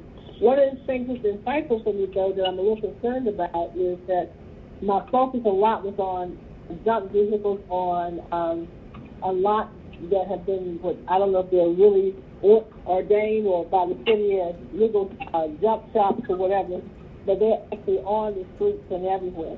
And one of the things that I remember, and you all remember this too, Mr. Hillis, and a lot of y'all from last year, is that we did legislation where we have the right to actually, through legislation, is to pull any vehicles that are illegal on private property. We can actually tow them by law now. However, what I just found out was that, and I assumed that was being done. So when I was out there with him last week, I'm like, get these cars towed while they're here. Well, we have not finished the process yet. That legislation, the process, ensuring they're sitting somewhere in procurement. I've asked the law department about it. They said it's not in law. They're working on it. So I'm a little stressed about that because there's a lot of stuff. And even code enforcement, there's been councilmen that we're waiting. We're so anxious because there's so many violations like that out that we could actually do something about it. So I'm going to have to get with the administration and everybody else to figure out what is holding it up. So we've got to get that moving. So I just want to let you all know about that, that we are really in the process of really moving that. I'm going to be working on that real hard. I've been talking to Ms. Robinson about it, and we're going to continue to work on that. So just want to thank you for that, Schiffauer, and all the work that you've been doing. Thank you so much. Madam Chair, this is Councilmember Winslow, Major Schiffauer. And thank you for everything. I happened to be talking to a friend of mine last night and didn't realize he was on the NREM board, so he was very excited about the fact that all of these cases are coming forward because he lives in the city of Atlanta. So he loves the city like we do, so he was happy to be able to help out. let me ask you a question, because I heard you say they're starting to, mow down vacant lots. So is this the Public Works Department, or is this a private contractor that's come in and trying to speed up the process? So our clean and cut contract, that is actually with a private vendor, and it is somebody that went through the bidding process in the city, and they actually go out and handle the projects for us. We're giving them about 15. No, I'm on the phone. I know. We're giving them about 15 to, yes, ma'am, that's fine. We're giving them about 15 to 20 of these projects at a time, and they're getting them completed. And basically, we're prioritizing them on how bad they are. And quite a few citizens have called me, and we try to put them at the top just to cater to the citizen that want their neighborhoods to be cleaned up. So to answer your question, it is a private contractor that we are using per the legislation. Okay, I was just trying. Okay, so that's to kind of speed up the process, I'm presuming. I'm hoping. Yes, ma'am. Yes, And okay. Okay, so right here, Ms. Winslow, is there's another report that he has that came as a document with everything is his PowerPoint presentation. There's also one that they sent Major Chiffard that talks about what they've demolished thus far, what's being awarded for cleaning clothes and things that have been cleaning clothes, and it's actually got broke down by districts also, Ms. Winslow. So when you get a chance, you may want to look at that list because it has a list of everything that they've done thus far and what they're getting ready to do by district. Okay, yes, ma'am, and that's the handout that we provided. Okay, I'm just hoping I can stop cutting vacant lots because it's killing my my budget.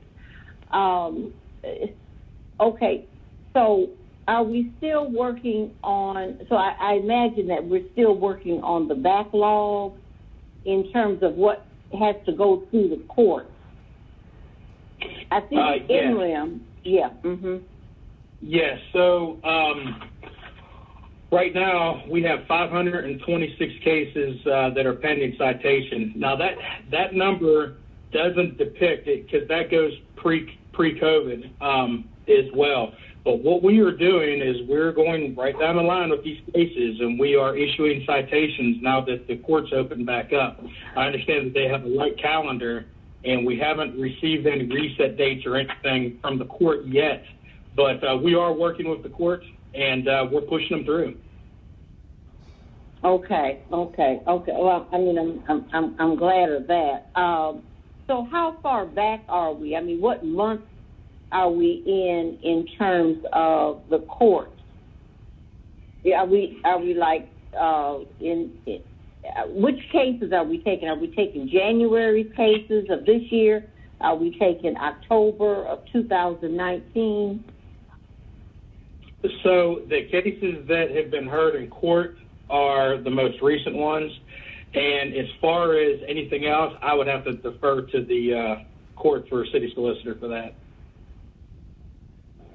Okay. So for NREM, what month are we in for them? Because I know it was a backlog, so you're taking so many per week is what I'm understanding. NREM, we should be caught up to, Ms. Talley, could you speak on that, please? 1 second for Ms. Talley to chime in. Hi, good afternoon. Daphne Talley with APD Code Enforcement.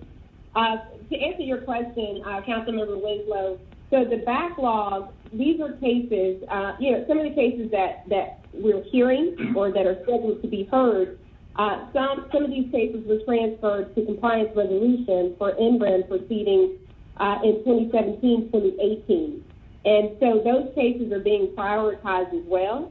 By the condition of the property, by the location or its close proximity to an elementary school, as well as the age of the case. So the first hearing that we heard in October of this year. That was our first hearing since February. So what we did was we took cases that we had already scheduled for March, April, and May, and we tried to combine them on this one agenda. And then the cases that we heard in November were cases that we had scheduled probably for June, and any cases that have come in since the pandemic that conditions were in such a disarray that we needed to add to the calendar. So we still have about 700 cases that are pending administrative interim action. And some of those may be cases where you found the owner or where you haven't found the owner. Is that correct? Or the owner can't be found? That is correct. The bulk of the cases that we have scheduled for this type of proceedings, we said they've just been or we've not. You kind of went in and out, so I didn't hear everything. You said what again? So the majority of the cases that we have completed for inmate proceedings are the properties that we found. You're distorted. I don't know. We can't quite understand what you're saying. So try. I don't know if you can move your phone or what. Okay. Is this better? Is this better? Yes, that's much better. Yes. Okay. I apologize. So the cases, the majority of the cases that we have scheduled for these types of proceedings, the owners we found them and they've been non-responsive, or they're owners that that we cannot find.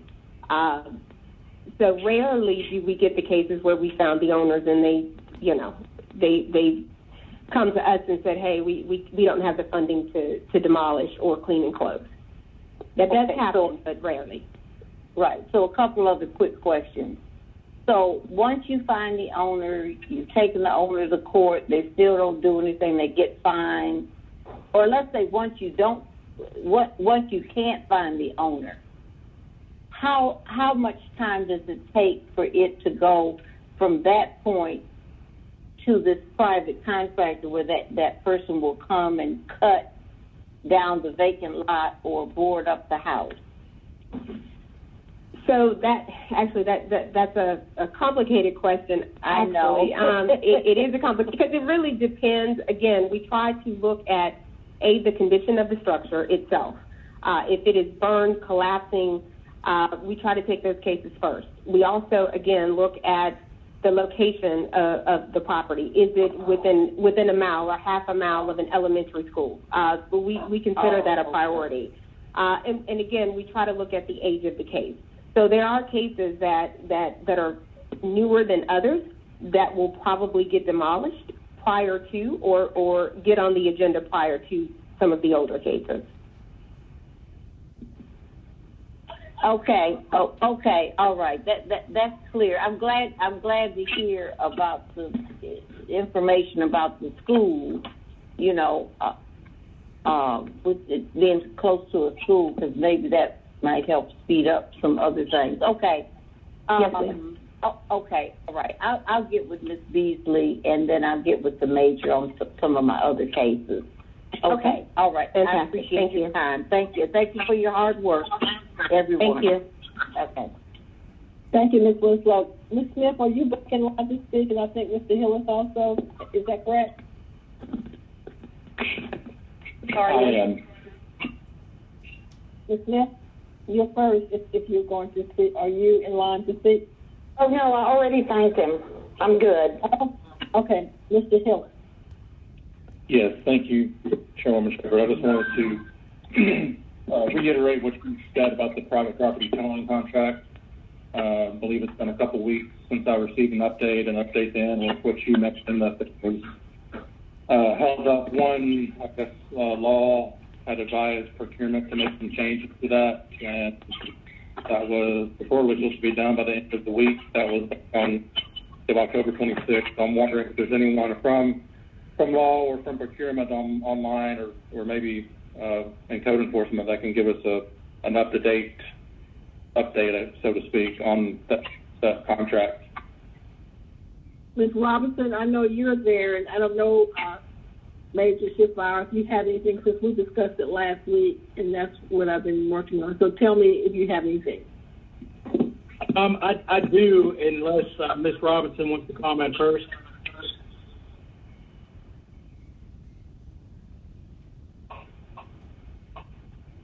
Okay, so we spoke with the Department of Public Works today, and what seems to have happened with the contract is the contract was drafted on the wrong template. So it went through law sent it back to DOP, and we're sitting and waiting for it to be redrafted. So Ms. Talley spoke with Jeremiah today from DOP, and they are currently working on it as we speak, putting it on the new template so we can get it back to law, get it reviewed, and then it'll go through the DocuSign stage at that point, and hopefully we'll be able to act on the legislation. Does that answer your question? Well, it answers in terms of process. My question is, has it gone through procurement for a process at all? Because then it has to go through procurement, or are we past that point? I'm trying So it wasn't the Department of Procurement, and when it went to law for a final review, it was seen that it was on the wrong template, so it got sent back. That's all I can comment on. And this is Daphne Talley, and what he's referring to is the actual contract, Councilmember Shepherd. So the contract is is complete, but I'm assuming the agreement, as he stated, was documented on the wrong template. And I'm not really familiar with the template that they're referring to, but they're having to redo this so that the law department can approve it and send it back through for signature. So it's my understanding once that is done, it will be routed for internal signature, and then the contract will be executed. So I don't have a definite timeline. He did tell me today that he's trying to get it back to the law department by the end of the week for approval. So we have a contract with a company at this point. So it did go through that process of procurement where we actually found someone and finally assigned someone to that contract with procurement process. So we actually have it on the wrong document. In the wrong department, the wrong document. So this is a technicality internally between the law and the procurement department. Yes, that's correct. That is correct. And so I'll get back with procurement and law to figure out how long it's going to take them to do that. Because we got a lot of properties out there that we could be pulling these cars off of. Thank you. You're welcome. Mr. Hillis, did that answer your question? Yeah, thank you. I guess request to Ms. Lindo if you could send a memo to our CPO about getting an update as to exactly when it's going to happen, because it took a long time, as we both know, to get this through procurement in the first place, to get a contract. And now that we have a contract, we have additional problems that we have ran into due to procurement. So I'd just like an update and for us to expedite this matter. Thank you. Thank you, Mr. Hillis. All right. If we have no other questions, is there anyone else to speak? Okay, thank you all so much, Major Schiffmeyer and Ms. Talley, for your work. We appreciate what you do. And we'll now move on to the next part of our agenda. Thank you all. Thank you. Thank you, Mr. President. All right, we're now at the consent agenda, and this is where we will take our claims of favorable and unfavorable recommendations. We have items 1 through 6 that come before us favorable. And so is there a motion to accept those claims, items 1 through 6? Do we have to read those, Ms. Lindo? No, Madam Chair, we do not have to read the claims. All right, Ms. Winslow. Yeah, I'd like to make a motion to approve. Is there a second? I'll second. We're ready for the vote, Ms. Lindo. One moment, Madam Chair. The vote is open.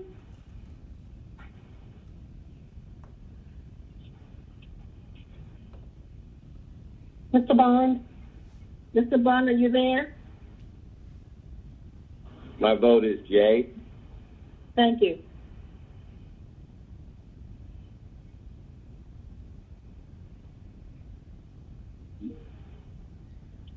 Councilmember Boone, please. I'm sorry, I thought that she was on voting remotely. Ms. Boone, how do you vote?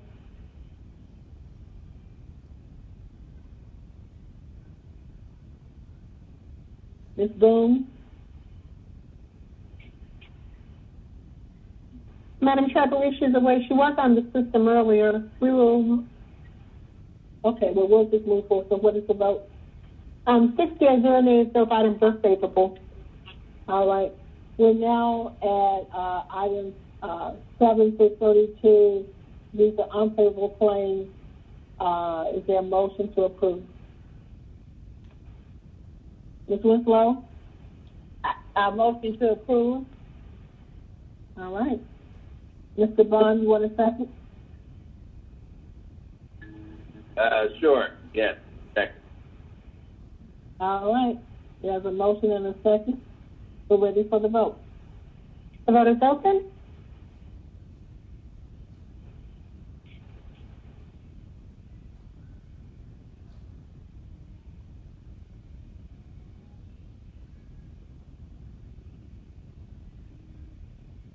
A moment.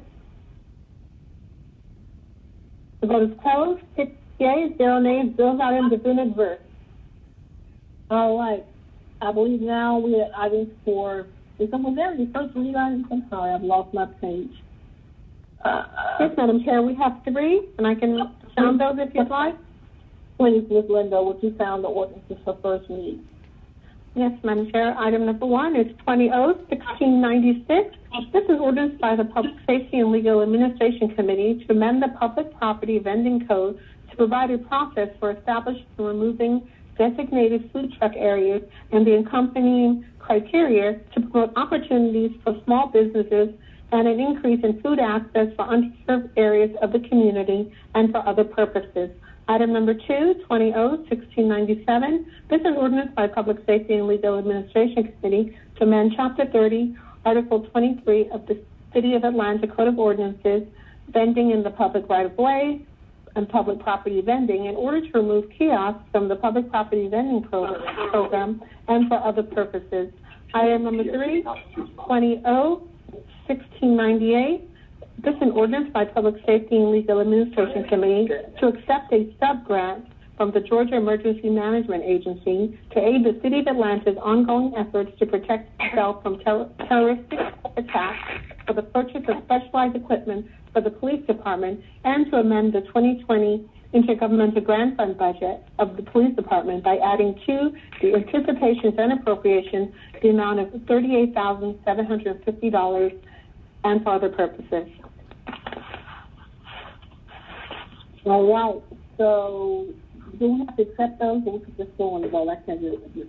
Nothing, Madam Chair. We'll just, no action is required. Okay.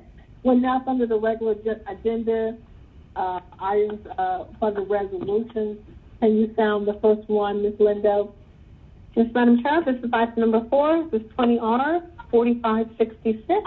This is a resolution by Councilmember Joyce M. Shepherd urging the Georgia State Assembly to amend the Georgia Code Section 916-1, known as the Georgia Uniform Civil Forfeiture Act, to allow vehicles used in a street race or exhibition of speed to be temporarily seized by local authorities and to further allow for the permanent forfeiture of vehicles where a driver has a prior conviction for certain serious offenses such as reckless driving and for other purposes.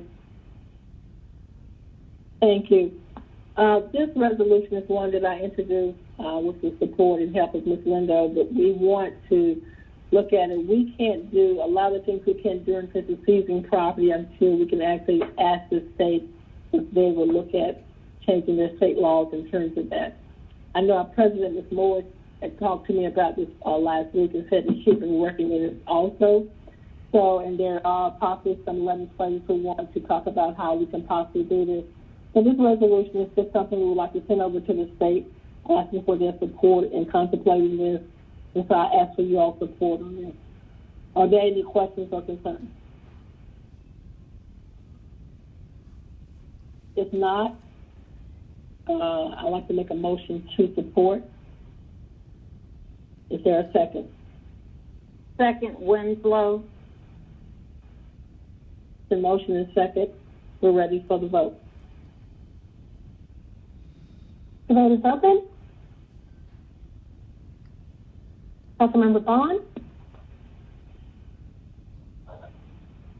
The vote is closed. 7 yeas, 0 nays. This item is favorable. Madam Chair, this is a dual referral and now be forwarded to the FEC committee. Thank you. We're now at item number 5. Ms. Madam. Yes, Madam Chair, there's a resolution 20R 4604. This is a resolution by Public Safety and Legal Administration Committee authorizing the reemployment of City of Atlanta retiree Edith Chambers, investigator in the police department for compensation not to exceed $64,459.20 pursuant to Section 3-505B of the Charter of the City of Atlanta and for other purposes. Are there any questions? Move approval, Madam Chair. Thank you, Ms. Winslow. Is there a second? I'll second. We're ready for the vote, Lindo. Mr. Bond, the vote is open.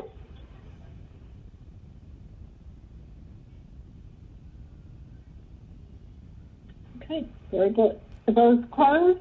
7 yeas, 0 nays. That item is favorable. All right, Ms. Lindo, we're now at item number 6. Would you sound that, please?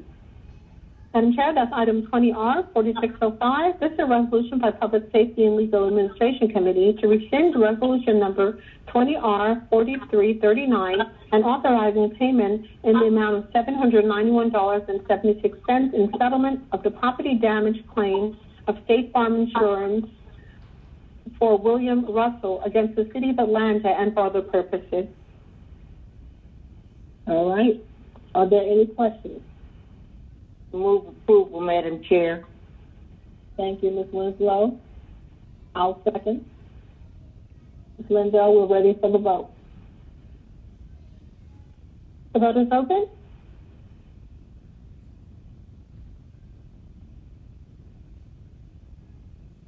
The vote is closed. 7 yeas, 0 nays. That item is favorable. All right, that's everything other than hair. Is there anything coming off of hair, Ms. Lindo? Not to my knowledge, Madam Chair. All right. So we're now finished with our agenda. Are there any announcements from my colleagues? Madam Chair, is the chief gone? He probably is. Chief Bryant, are you still there?